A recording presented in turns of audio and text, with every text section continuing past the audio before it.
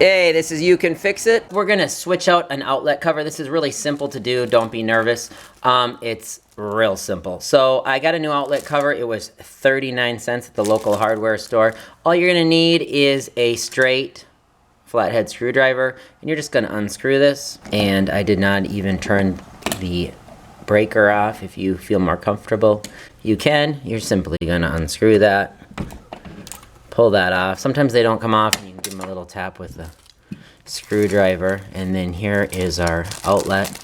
We're just going to remove this from the package. And then you do have to look to make sure, sometimes you can have square outlets. You need to make sure that you have the correct outlet cover that matches. So if you're ever unsure, you might just want to remove this before you go into the store. And next what we'll do is we're just going to put this outlet cover on top. It already has the screw in it. And we will just screw that back into place. And then as you're screwing, make sure you don't over tighten it because you'll crack this. So just make sure it's snug, and we want to make sure it fits on there tight. And don't overdo it. And that's it. Should take you all of a minute or so.